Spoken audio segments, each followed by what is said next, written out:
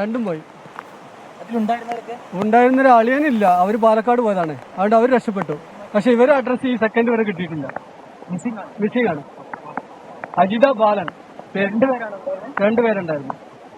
Missing ആണ്. എങ്ങനെ ഈ അപകടം നടന്ന അവരെ അറിഞ്ഞിരുന്നില്ല? അതായത് അറിഞ്ഞില്ല, ഉറക്കത്തിലല്ലേ. വൈകിട്ട് വെളുപ്പിന് 3:30 മണിക്കോ 4 മണിക്കോ എന്താണ് ഈ അപകടം നടക്കുന്നതെന്നാണ് ഞാൻ അറിയാൻ കഴിഞ്ഞത്. അപ്പോൾ അവർ കൂടുതലായിട്ട് അറിയില്ല, ഈ ഒരു കാര്യം മാത്രമേ അറിയൂ. ഞങ്ങൾ തെരഞ്ഞു വന്നാണ്. എൻ്റെ വീട് മേപ്പാടിൽ നിന്ന് നെടുമ്പാലം എന്ന് പറഞ്ഞ സ്ഥലത്ത് നിന്ന് വന്നാണ്. അവരുടെ വീട് പൂർണ്ണമായി പോയി. അവർ പുതിയ വീട് പണിയായിരുന്നു, അത് പോയി.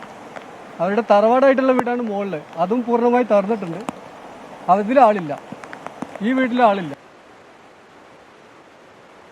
മുണ്ടക്കയിൽ നിന്നുള്ളൊരു പ്രതികരണമാണ് ഇപ്പോൾ ലഭിച്ചത്. പ്രിയപ്പെട്ട പ്രേക്ഷകരെ, ഇപ്പോൾ വെള്ളാർമല സ്കൂളിലെ ഹെഡ് മാസ്റ്റർ ഉണ്ണികൃഷ്ണനുമായി ഒരിക്കൽ കൂടി ബന്ധപ്പെടാൻ നമ്മൾ ശ്രമിക്കുന്നുണ്ട്.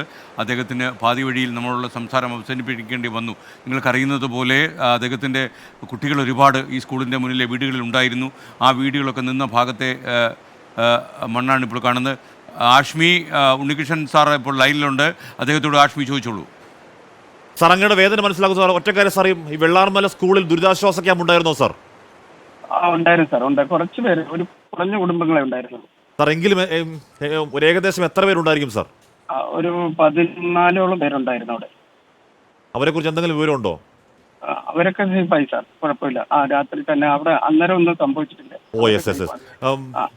സാർ, ഈ സ്കൂളിലെ മുണ്ടക്കയ സ്കൂൾ ഹെഡ് മിസ്റ്റേഴ്സ് പറയുന്നുണ്ട് അവിടെ 3ഓളം കുട്ടികളെ കാണാനില്ലെന്ന് പറയുന്നുണ്ട്. ഈ മുണ്ടക്കയ മേഖലയെ കുറിച്ച് എന്തെങ്കിലും ഫോണിലോ വിവരം കിട്ടുന്നുണ്ടോ സാർ? ഒന്നും കിട്ടിയില്ല സാർ. ഇവിടുത്തെ നമ്മുടെ സ്കൂളിലെ ഇപ്പോൾ നിലവിൽ 4 കുട്ടികളും കുഞ്ഞായിട്ടുണ്ടായിട്ട് വിവരം കിട്ടിയിട്ടുണ്ട്. നമ്മുടെ ഈ സ്കൂളിന്റെ ഒരു ഭാഗം, ഒരു കോംപ്ലക്സ് ഏതാണ്ട് പൂർണ്ണമായി തന്നെ ഒലിച്ചു പോയി തോന്നുന്നു അല്ലേ? അതെ, അത് VHS ഭാഗം നിന്ന പ്രദേശമാണ്. Okay sir. ഓക്കെ, അപ്പോൾ ദുരിതാശ്വാസ ക്യാമ്പിൽ കുറച്ച് പേരെ ഉണ്ടായിരുന്നുള്ളൂ, അവർക്ക് കുഴപ്പമില്ല എന്നുള്ള വളരെ SKN അവിടെ വെള്ളാർമല ഒരു ദുരിതാശ്വാസ ക്യാമ്പ് ഉണ്ടായിരുന്നു എന്ന് സുർജിത്ത് പറഞ്ഞിരുന്നു.